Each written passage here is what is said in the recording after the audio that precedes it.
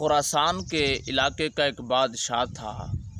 اس کو جب وہ مر گیا تو اس کو کسی نے خواب میں دیکھا اور اس نے اپنی رعایا پر بڑا ظلم کیا تھا، بہت ہی ایک ظالم بادشاہ تھا۔ تو جب وہ مر گیا تو اس کی رعایا کے ایک شخص نے اس کو خواب میں دیکھا، تو دیکھا کہ وہ جنت کے اندر تیر رہا ہے، تو وہ بڑا حیران ہوا۔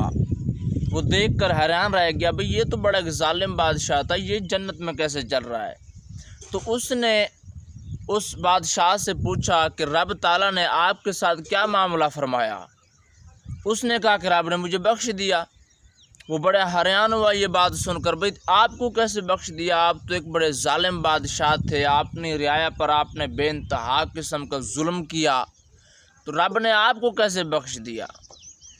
اس نے کہا جی آپ کی بات واقعی بالکل ٹھیک ہے، میں ایک بڑا ظالم بادشاہ تھا، میں نے اپنی رعایا پر بڑا ایک ظلم کیا، رب تعالیٰ نے مجھے ایک جملے کی وجہ سے بخش دیا، ایک چھوٹے سے جملے کی وجہ سے۔ اچھا، اس کا میں پہلے تو آپ کو حوالہ بھی عرض کر دوں۔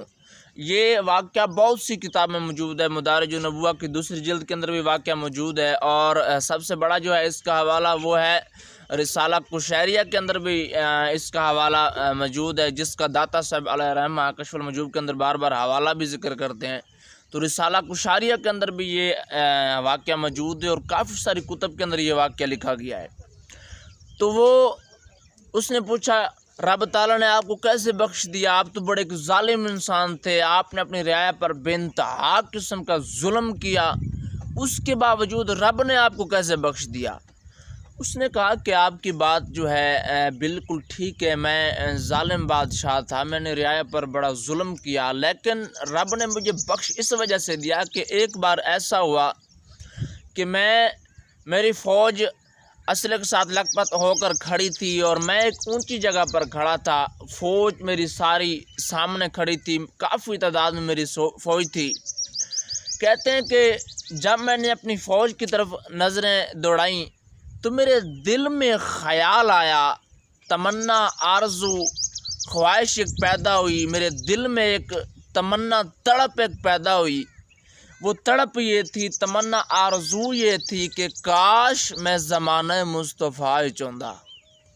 کہتے ہیں کہ جب میں فوج کے سامنے کھڑا تھا تو میرے دل میں بس یہی خیال آیا کہ کاش میں زمانہ مصطفیٰ چوندا اور یہی فوج میرے ساتھ ہوتی، تو میں حضور صلی اللہ تعالیٰ علیہ وآلہ وسلم کے لشکر میں شامل ہو کر حضور کے دشمنوں کے خلاف جہاد کرتا، حضور کے دشمنوں کے ساتھ میں لڑتا۔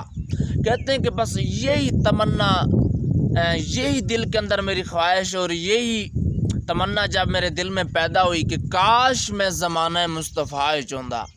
کہتے ہیں کہ اسی جملے کی وجہ سے رب تعالیٰ نے میری تمام تر گناہوں کو رب نے نیکیوں میں بدل دیا۔ تو میں عرض کروں گا کہ رب تعالیٰ کی بارگاہ میں عمل نہیں دیکھے جاتے، وہاں تو نیتیں دیکھی جاتی ہیں، خلوص دیکھا جاتا ہے، اخلاص دیکھا جاتا ہے کہ اس کی نیت کیا ہے۔ یہ نہ ہو کہ کہتے پھریں کہ فلاں نیک ہے، فلاں گنہگار ہے، وہ تو حاجی صاحب ہے۔ وہ رب جانتا ہے اس کی بارگاہ میں مقبول کون ہے، وہ رب جانتا ہے، کیونکہ وہ نیتوں کو جانتا ہے۔ ہو سکتا ہے کہ جو نماز پڑھ رہا ہو ساری زندگی وہ لوگوں کے دکھلاوے کے لیے پڑھ رہا ہو تاکہ لوگ مجھے حاجی صاحب کہیں، تو ایسا کسی کو نہیں کہنا چاہیے کہ بھئی فلاں ایک آدمی ہے وہ نمازیں پڑھتا ہے اور یہ تو گنہگار ہے، یہ تو جہنم میں جائے گا۔ بھئی آپ کون ہیں جنت جہنم کا فیصلہ کرنے والے؟ وہ تو رب جانتا ہے کہ کون جنت میں جائے گا اور کون جہنم میں جائے گا، کیونکہ اس کی بارگاہ میں نیتیں دیکھی جاتی ہیں، خلوص دیکھا جاتا ہے۔ باقی رب تعالیٰ ہم سب کو غلام مصطفیٰ میں زندہ رکھے، غلام مصطفیٰ میں موت نصیب فرمائے۔ ویڈیو اچھی لگنے کی صورت میں لائک شیئر ضرور کر دیجیے گا، دعاؤں میں یاد رکھیے گا۔ آپ ہمارے چینل کو ضرور سبسکرائب کر دیجیے گا۔ السلام علیکم ورحمۃ اللہ۔